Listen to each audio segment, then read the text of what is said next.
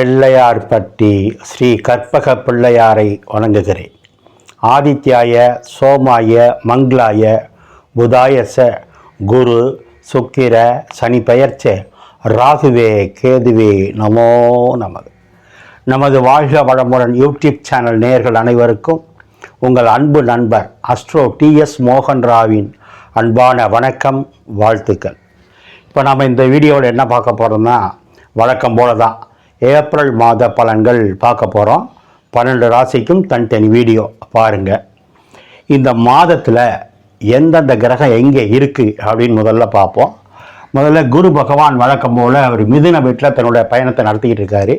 கிட்டத்தட்ட மே மாதம் முழுவதும் வரைக்குமே அங்கே தான் இருப்பார். இந்த மாதம் ஏப்ரல் மாதமும் மே மாதமும் குரு பகவான் மிதுன வீட்டில் தான் இருப்பார். அடுத்து கேது பகவான் சிம்ம வீட்டில் தன்னுடைய பயணத்தை நடத்திக்கிட்டு இருக்காரு. அவரும் கிட்டத்தட்ட நவம்பர் மாதம் வரைக்கும் இங்கே தான் இருப்பார். அடுத்து ராகு பகவான் கும்ப வீட்டில் பயணம் நடத்திக்கிட்டு இருக்காரு. அவரும் கிட்டத்தட்ட நவம்பர் மாதம் வரைக்கும் இங்கே தான் இருப்பார். இப்போது சனி பகவான் திருக்கணித பிரகாரமும் சரி, வாக்கிய பிரகாரமும் மீன வீட்டில் தான் இருக்கார். அதனால் குழப்பம் வேண்டாம். கிட்டத்தட்ட 2.5 வருஷம் மீன ராசியில் தான் சனி பகவான் பயணம் பண்ணுவார். செவ்வாய் பகவான் பேச்சியாகி செவ்வாய் மீன வீட்டுக்கு வந்துட்டார். புதனும் பேச்சியாகி வந்துட்டார். சூரியன் மட்டும் பார்த்தீங்கன்னா 14ஆம் தேதி மேசத்துக்கு வந்துடுவார். 13ஆம் தேதி வரைக்கும் இங்கே இருப்பார் மீன வீட்டில். 14ஆம் தேதி இங்கே வந்துடுவார். அதனால தான் நான் அங்கேயே போட்டேன். ஏன்னா வரக்கூடியதாக நம்ம வரவேற்கிறோம். அதே மாதிரி 4-5 தேதியிலேருந்து சுக்கிரனும் மீன வீட்டிலேருந்து இங்கே வந்துடுவார். 3ஆம் தேதி 4ஆம் தேதி வரைக்கும் மீன வீட்டில் உச்சமாக இருந்த சுக்கிர பகவான் மேசத்துக்கு வந்துடுவார் 2-3 தேதியில். அதனால் வந்துட்டதாகவே நான் போட்டேன். இதுதான் இந்த மாதத்தினுடைய கிரக நிலைகள். இதை வச்சு தான் இந்த மாதம் 12 ராசிக்கு பலன் எப்படி இருக்குன்னு பார்க்க போகிறோம். அடுத்து இந்த மாதத்தில் முக்கியமான விசேஷங்கள் அப்படின்னா, 1ஆம் தேதி நல்லா உற்சாகமாக ஆரம்பிக்குது. பங்குனி உத்திரம். உத்திரம்னா என்ன? பங்குனி உத்திரம்னா நம்ம முருகன் கோவில்களில் எல்லா முருகன் ஆலயங்கள்லையும் திருவிழா தான். தைப்பூசம் மாதிரியே திருவிழா. அது குறிப்பாக 6 படை வீடுகள் முருகன் கோவில்கள், திருப்பரங்குன்றம், பழமுதிர்ச்சோலை, திருத்தணி, சுவாமிமலை, பழனிமலை, இப்படி 6 படை வீடுகள்லையும் திருச்செந்தூர் உள்பட அத்தனை கோவில்களையும் முருகனுக்கு சிறப்பு விழா, பால்குடம், காவடிகள், இப்படி நிறைய விசேஷங்கள், தேர் தெப்பம் எல்லாம் நடக்கும். நாமளும் கலந்துக்குவோம். அந்த விழா கொண்டாடக்கூடிய அனைத்து தரப்பு மக்களுக்கும் அந்த முருகன் அருள் எல்லாருக்கும் கிடைக்கணும்னு வேண்டிக்கிறேன். அடுத்து 14ஆம் தேதி தமிழ் வருட பிறப்பு. இந்த வருஷம் தமிழ் புத்தாண்டு, தமிழ் வருட பிறப்பு இந்த ஏப்ரல் மாதம் 14ஆம் தேதி பிறக்குது. அந்த தமிழ் புத்தாண்டு வாழ்த்துக்கள் உங்களுக்கும் நாட்டு மக்களுக்கும் நம்முடைய வாழ்க வளமுடன் யூடியூப் சேனல் சார்பாக வழங்கிக்குவோம். அடுத்து பார்த்திங்கன்னா 20ஆம் தேதி அட்சய திருத்திதியை. திருத்திதியை அப்படிங்கிறது மாதம் வரும். வளர்பிறையிலையும் வரும், தேய்பிறையிலையும் வரும். ஆனால் வருஷத்துக்கு ஒரு தடவை வரக்கூடிய அட்சய திருத்தி. அட்சயம்னா வளரக்கூடியதுன்னு அர்த்தம். அதனால தான் பார்த்திங்கன்னா நகைக்கடைகளில் போய் ஒரு வாரத்துக்கு முன்னாடியே தங்க நகை வாங்குறதுக்கு பதிவு பண்ணி வச்சுட்டு வருவாங்க. அந்த அட்சய திருத்தி அன்னைக்கு போய் தங்க நகை வாங்கினா வீட்டில் தங்கம் வளரும் அப்படின்னு ஒரு ஐதீகம். ஆனால் இன்றைக்கி தங்கம் வைக்கிற நிலைமைக்கு எல்லோரும் நகைக்கடை பக்கமே போக முடியாது. ஆனால் அட்சய திருத்தி அன்னைக்கு தங்க நகை தான் வாங்கணுங்கிறது கிடையாது. எது சுபகாரியங்கள் செஞ்சாலும் வளரும். அப்போ நகை அடகு வச்சுருந்தா கூட அதை திருப்பிட்டு வந்தாலும் நம்ம நகை நம்ம வரும் தானே. ஒரு 10 கிலோ பச்சரிசி, 5 கிலோ பச்சரிசி வாங்கினாலும் வீட்டுக்கு ஒரு சுப பொருள் தானே. 1 லிட்டர் பால் வாங்கினாலும் சுப பொருள் தானே. அது வீட்டுக்கு வாங்கக்கூடிய மங்களகரமான பொருள், சுப பொருள் எதுவும் வாங்கலாம், வளரும். அன்றைய தினம் எல்லா ஆலயங்களையும் சிறப்பான அபிஷேகங்கள் இருக்குது. நீங்களும் பயன்பெறுங்க. வாழ்த்துக்கள். இந்த நிகழ்ச்சி எல்லாமே பொது பலன் தான். நாம் கொடுக்கறது 12 ராசிக்கும் பொது பலன்.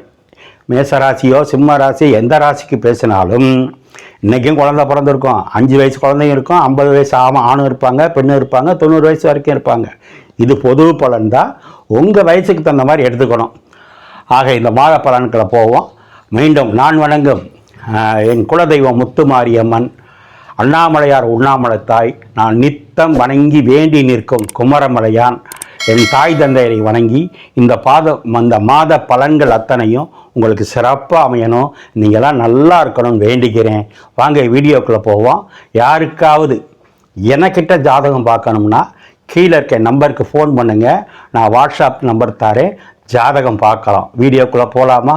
ஓம் நம சிவாய. இப்போ நம்ம கன்னி ராசியை பார்ப்போம். கன்னி ராசினாலே நம்ம நிறைய பேசியிருக்கோம். கலங்கரை விளக்கம் மற்றவங்களுக்கு ஒளி கொடுக்கறது வழிகாட்டுறதுன்னு பேசியிருக்கோம். அது புதனுடைய வீடு, புதன் உச்சம். அதனால் கன்னிராசிக்காரங்களுக்கு புத்தி நல்லாயிருக்கும், கல்வி நல்லாயிருக்கும் பொதுவாக. ஏன்னா கன்னி அப்படின்னாலே புதன் உச்சமாகும் வீடு, தனிக்காட்டு ராஜான்னு சொல்கிறது. அவங்க எடுக்கிற முடிவுகள் பார்த்திங்கன்னா மத்தியம் அவங்க எடுக்கிறதுக்கும் இவங்க எடுக்கிறதுக்கும் வித்தியாசம் நிறையா இருக்கும். சரி, கன்னி ராசிக்கு இந்த ஏப்ரல் மாதம் எப்படி இருக்கும்? சூப்பர், நல்லா இருக்கு.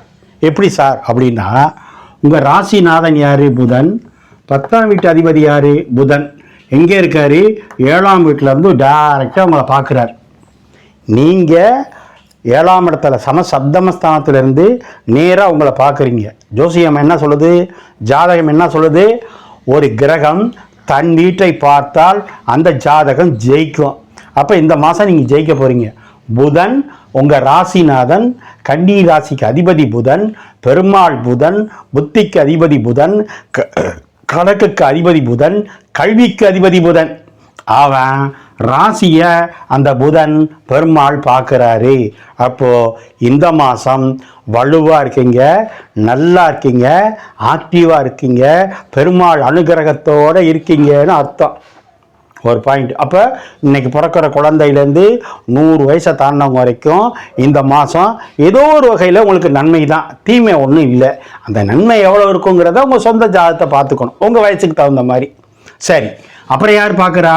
இந்த வீட்டுக்கு அதிபதி சுக்கிரன் 8ஆம் இடத்துலேருந்து பார்க்குறாரு. அவர் எங்கே வேணாலும் இருக்கட்டுங்க, ஆனால் இந்த வீட்டுக்கு அதிபதி சுக்கிரன் தானே, அந்த வீட்டை அவர் பார்க்குறாருல. இப்போ உங்கள் ராசி எப்படி புதன் பார்க்குறாரோ, இந்த வீட்டு அதிபதி இந்த வீட்டை பார்த்தா என்ன? இந்த வீடு என்ன வீடு? 2ஆம் இடம்னா என்ன? பணம் வர்றது, அது சுக்கிரன். சுக்கிரன்னா பொருளாதார கிரகம். சுக்கிரன்னா அழகு, முகம் அழகாக இருக்கும், சூரியனோட சேர்ந்து பார்க்குது. சூரியனை வெளிச்சம். அப்போ உங்கள் முகம் எப்படி இருக்கும்? பிரகாசமாக இருக்கும், வெளிச்சமாக இருக்கும், அழகாக இருக்கும். 2ன்னா என்ன? பணம். இப்போ தான் சொன்னேன், சுக்கிரன் பார்க்குது. கலைகள்னால பணம், சின்ன திரை பெரிய திரைனால பணம். சூரியன்னா அரசாங்கம், சூரியன் 2 பார்க்குது. அரசாங்கத்தினால வரவு, அரசு வேலை, அரசியலில் வரவு, மருத்துவத்தில் வரவு, எலக்ட்ரிக்கலில் வரவு, பேசி தொழில் பண்ணுறவங்களுக்கு லாபம். ஏன்னா 2ஆம் இடம் நான் பேசுகிறது, அந்த வீட்டு அதிபதி தேசத்திலிருந்து சூரியனோடு சேர்ந்து 2ஆம் இடத்தை பார்க்கும்போது டீச்சர், லாயர், ஜோசியர், மேடை பேச்சாளர், பூ மார்க்கெட்டில் பூ ஏலம் போடுறவங்க, இப்போ இவங்களுக்கெல்லாம் லாபம் லாபம் லாபம். முகம் அழகாக இருக்கும். சார், நிறைய பேர் இந்த சின்ன திரை பெரிய திரையில் இருப்பாங்க, நடிகைகளாக இருப்பாங்க, அல்லது டப்பிங் வாய்ஸ் மட்டும் கொடுக்குறவங்க, அவங்களுக்கெல்லாம் இந்த மாதம் சிறப்பு. நான் சொன்ன மாதிரி சுக்கிரன் அழகு, முகம். சூரியனாலும் ஆத்மக்காரன், சூரியன் வெளிச்சம். அப்போ முகம் பிரகாசமாக. சார், உங்கள் வாக்கு பழிக்கும் சார். 2ஆம் வீட்டு அதிபதி 2ஆம் இடத்தை பார்த்தால் வாக்கு பழிக்கும். நீங்கள் என்ன வாக்கோ அது பழிக்கும். சரி, அடுத்து சார் 7ல் புதன் இருக்கிறாரு. 7 புதன் அதை நீச்ச விட அப்படின்னா அப்படி பார்க்கக்கூடாது. புதன் குரு பரிவர்த்தனை ஆகியிருக்காங்க. புதன் வீட்டில் குருவும் குரு வீட்டில் புதனும் பரிவர்த்தனை ஆனால் அந்த பாதிப்பு இல்லை. சரி சரி சார், 7 போய் சனி செவ்வாய் இருக்கே, சனி கண்ட சனின்னு சொல்கிறாங்களே. நான் ஏற்கனவே நிறைய விளக்கம் கொடுத்தேன். ஏன்னா இந்த மாதம் ஃபுல்லாக எனக்கு வந்தது ஃபுல்லாக கன்னி ராசி தான் ஜாதகம். ஏன்னா இப்போ வேறு வாக்கிய பிரகாரம் சனி பயிற்சி ஆகிடுச்சு, ஏற்கனவே தெருக்கணித பிரகாரம் ஆகிடுச்சு. எல்லாம் என்ன கேட்குறாங்க? சார் 7ல் சனி கண்ட சனிங்கிறாங்களே சார். சார், முதல்ல பயப்படாதீங்க. ஜாதகம் எனக்கெல்லாம் வந்தால் முதல்ல அந்த ஜாதகத்தில் என்ன யோகம் இருக்குன்னு பார்ப்பேன். பிரச்சனை இல்லாத ஜாதகமே கிடையாது, பிரச்சனை இல்லாத மனிதனும் கிடையாது. ஒரு காலம் கஷ்டம் நஷ்டம் பிரச்சனை கீழே விழுந்த மேலே விழுந்து அதெல்லாம் ரைட்டு. ஆனால் இந்த ஜாதகம் ஜெயிக்குமா, இவனுக்கு வாழ்க்கை உண்டா, யோகம் இருக்கான்னு பார்க்கறது தானே ஜோசியர் வேலை. ஆனால் இப்போ பாருங்கள், நான் ஏற்கனவே சொன்ன மாதிரி சனி பகவான் 7ஆம் இடத்தில் எந்த ராசிக்கு 7ல் இருந்தாலும் கண்டச்சனியே, மாற்று கருத்து இல்லை. ஆனால் உங்களுக்கு அவர் யார்? 5ஆம் வீட்டு அதிபதி, 6ஆம் வீட்டு அதிபதி. 6க்குடையவன் 7க்கு போயிட்டான்னா 6ஆம் வீட்டு அதிபதி 7ல் இருந்து ராசியை பார்த்தா 6ன்னா சர்வீஸ், நல்ல வேலை கிடைக்கும். அதோட வேற என்ன சார் வேணும்? ராசிநாதனோட 5க்குடையவன் சேர்ந்துட்டாரு. ராசிநாதன் புதன், சனி 5ஆம் வீட்டு அதிபதி, 2 பேரும் ஒன்று சேர்ந்து 7ஆம் இடத்துலேருந்து உங்களை, ராசிநாதன் மட்டும் உங்களை பார்க்கல, 5ஆம் வீட்டு கிரகமும் சனி பகவானும் சேர்ந்து பார்க்குற. சனின்னா யாருங்க? உங்களுக்கு குலதெய்வம். குலதெய்வம் உங்களை பார்க்குது, உங்களோட சேர்ந்து பார்க்குது. குலதெய்வத்தோட சேர்ந்துட்டீங்க. அப்போ குலதெய்வ அருள் இருந்தால் எதை வேணாலும் சாதிக்கலாம்ல, அப்படி பார்க்கணும் இந்த மாதம். சரி சார், செவ்வாய் அங்கே இருக்கேன், இவர் 3க்கு 8க்கு உடையவராச்சே, அவர் இருக்கக்கூடாது இல்லை? ஆமாம், இருக்கக்கூடாது. கணவனாக இருந்தால் மனைவி அதிகாரம் பண்ணுவாங்க, மனைவியாக இருந்தால் கணவனை அதிகாரம் பண்ணுவாங்க, கணவனாக இருந்தால் மனைவி வரவு செலவு கேட்பாங்க, மனைவியாக இருந்தால் கணவனோட வரவு செலவு கேட்பீங்க. நல்லது தானுங்க. வரவு செலவுன்னு ஒன்று நம்மளை கேட்கலன்னா நம்ம இஷ்டத்துக்கு சம்பாதிப்போம், செலவு பண்ணிட்டு இருப்போம். ஆனால் அதே செவ்வாய் 3ஆம் வீட்டு அதிபதி முயற்சின்னு சொல்ற அவரு 7ஆம் இடத்துல உங்க ராசிநாதனோட புதனோட 5ஆம் வீட்டு அதிபதி சனியோட சேரும்போது சொந்த முயற்சினால முன்னுக்கு வர போறீங்க, மாமனார்னால முன்னுக்கு வர போறீங்க, தம்பினால முன்னுக்கு வர போறீங்க, செவ்வாய்னா அரசாங்கத்தினால முன்னுக்கு வர போறீங்க, அதிகாரமுள்ள பதவி கிடைக்க போகுது, அரசியல்ல பதவி கிடைக்க போகுது, புது சொத்து கிடைக்க போகுது. எவ்வளவு யோகம் காத்திருக்கு சார். செவ்வாய் 8க்கு அதிபதியே, ஒரு அட்டமாதிபதியே இருக்கக்கூடாது இல்லை, பார்க்கக்கூடாது இல்லைன்னா செவ்வாய்க்கு 12ல் செவ்வாய் இருக்கிறதுனால வரைகிறதுனால இருக்கலாம். அது மட்டுமல்ல, செவ்வாய் இருக்கும் வீடு குருவோட வீடு, குருவும் செவ்வாயின் நண்பர்கள். இங்கே புதன் குரு பரிவர்த்தனை ஆனதுனால செவ்வாயும் மறைமுக யோகத்தை கொடுக்க போறார். செவ்வாயின் அப்பதான் சொன்னேன், கட்டிட பொறியாளர்கள், அரசியல்வாதிகள், அரசு அதிகாரிகள், மத்திய அரசு அங்கே மத்திய அரசு வேலை கிடைக்க வாய்ப்பு இருக்குது. சொல்லிக்கிட்டே போகலாம். அங்கே ஏற்கனவே யார் இருக்கா? 6ஆம் இடத்துல ராகு அற்புதமான யோகத்தை கொடுத்துக்கிட்டு இருக்காரு, அபரிவிதமான யோகத்தை கொடுத்துக்கிட்டு இருக்காரு. 10ல் குரு பதவியை பறிக்கும்னு சொன்னீங்க, இல்லை உங்களுக்கு மாற்றம் இருக்கும்னே ஃபோன் பண்ணி சொன்னீங்க. ஆமாம் சார், ஒரு நல்ல இடம் மாறியிருக்கேன், நல்ல வீடு கட்டியிருக்கேன், நல்ல வேலைக்கு வந்திருக்கேன்னு சொல்லிகிட்டு இருக்கீங்க. ஆக இந்த மாதம் முழுவதும் நல்ல விருப்பம், நல்ல வேலை வாய்ப்பு, திருமண யோகம் அத்தனை உண்டு. ராசிநாதன் ராசியை பார்த்தாலே திருமணம் உண்டு. ஒரு சிலருக்கு காதலும் உண்டு.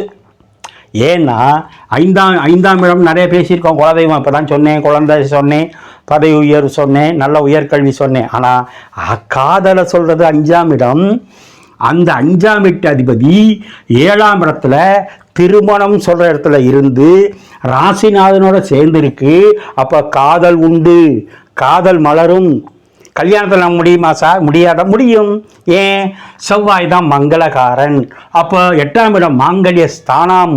அப்போது அதுக்குள்ள செவ்வாய் 1, 5, 7, 8 ஒன்று சேருது, காதல் கைகூடும்.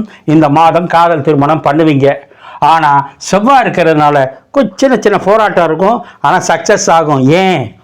சூரியன் 2ஆம் இடத்தை பார்க்குது, 2 கூடிய சுக்கிரன் 2ஆம் இடத்தை குடும்பஸ்தானத்தை பார்க்குது. ஆக பிரிந்தவர்கள் ஒன்று சேரலாம், யாராவது ஒருத்தருக்கு இருதாரம் திருமணம் பண்ணணும்னா பண்ணலாம், காதல் கைகூடும். பேச்சில் கவனம். ஏன்? சூரியன் 2 பார்க்குது. சூரியன் யார்? 2ஆம் வீட்டு அதிபதி, விரையாதிபதி.